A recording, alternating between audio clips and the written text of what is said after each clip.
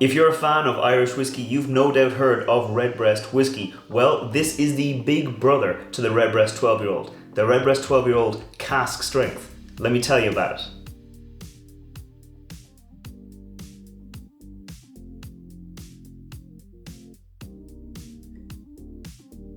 Welcome back to the channel. I'm Matt, I'm the whiskey nerd, and like I said, this is the Redbreast 12-year-old Cask Strength. So let me get it into the glass and I'll tell you a little bit more about it.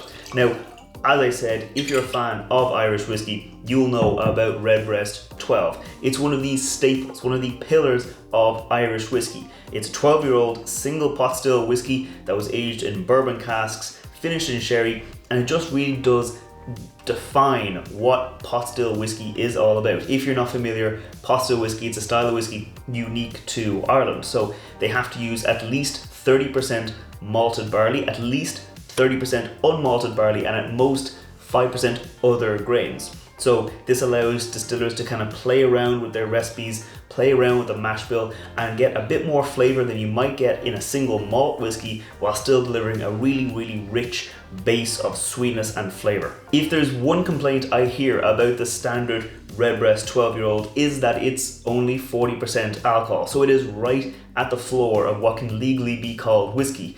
No fear here though, because this is 58.1% alcohol. So it is almost 60% ABV, has a huge amount of presence, has a huge amount of flavor, and will just deliver everything good about Redbreast 12, but just turned up to 11. Just turned up, have a lot more presence in the glass, a lot more flavor, and a lot more bite. So let's not waste any more time. Let's go in for the nose on a Redbreast 12. Cheers.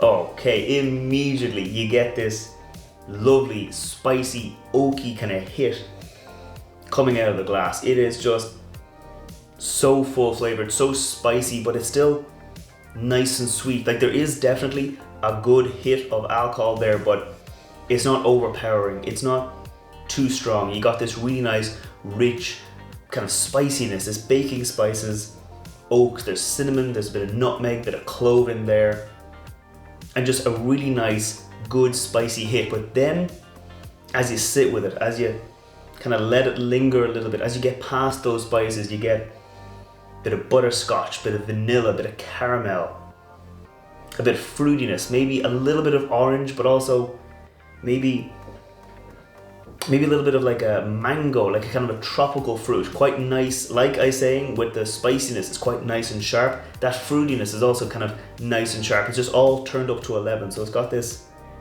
almost tropical fruit sweetness coming through into the glass. I've often said that the standard Redbreast 12 is like Christmas in a glass because it's got this sweet kind of spiced fruit note to it. It's got these kind of stewed sultanas and raisins, as well as all those nice baking spices coming through, and this is no different, except just again turned up to 11. It's so rich, but it brings through new flavors because it hasn't been diluted down. You haven't lost any of those flavors. You've still got those, sultanas, you've still got those raisins, but it's just a lot more tropical, a lot more bright, a lot more fresh coming through.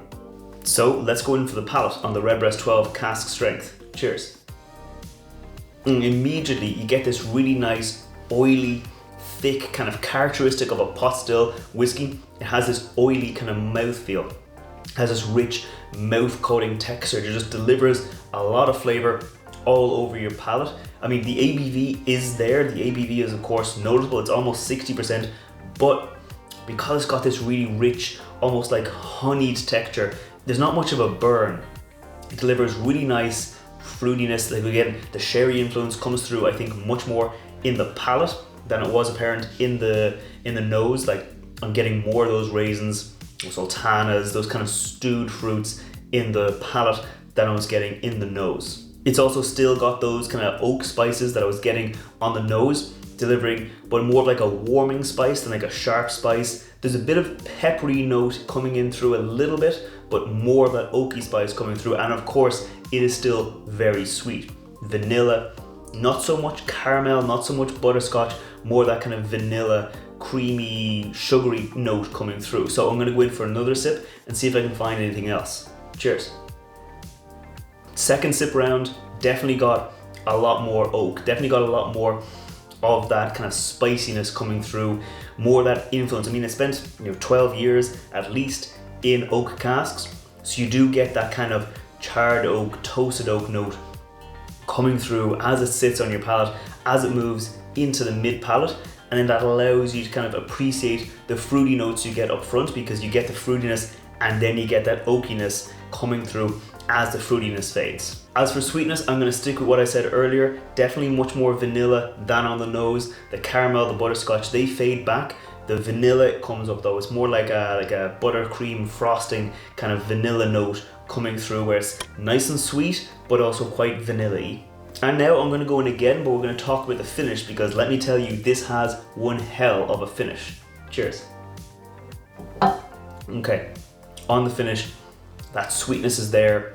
You get that kind of note of the fruitiness, the kind of stewed fruits, almost kind of like not a PX sherry kind of like luscious, heavy, dense fruitiness, but definitely some nice stewed raisins and sultanas coming through. As that fades, the oak rises up, you get that oaky note, not really heavily charred, more that toasted oak, more that kind of light oak spice.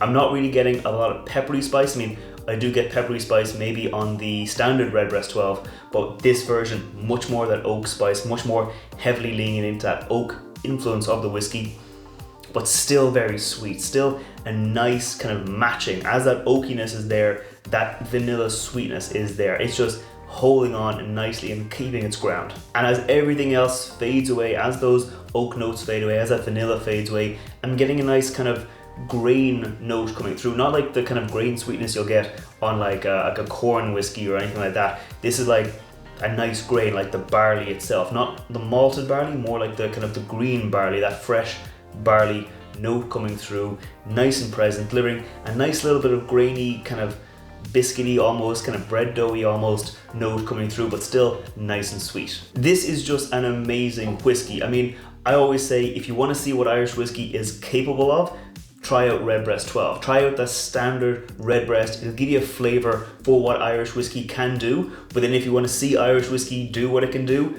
try out the Redbreast Cask Strength. It's just got so much more weight, so much more flavour, and delivers exactly what you'd think, but just in a really, really good way. It's got all these spicy notes, but all those sweet notes, the oily notes. It's got that pot still characteristic spice, but just balanced out by that oak, by that kind of sherry wood influence, and just a really, really nice whiskey. So what do you think? Have you ever tried the Redbreast 12 Cask Strength, or would you like me to see me do a video where I compare the Redbreast 12 and the Redbreast 12 Cask Strength to really do a side-by-side and deep dive into those whiskies and see what they're capable of? Let me know down in the comments below. This is going to be my last review of the year, but if you want, I've got plenty of whiskey reviews, I've got plenty of cocktail recipes. I put out reviews on Wednesdays, cocktail recipes on Fridays, so if you want to see more, make sure you scroll down, hit subscribe, check out the other videos. I'll be putting out more videos in the new year, and until then, I'm going to keep on enjoying this whiskey, and I will see you next time. Sláinte.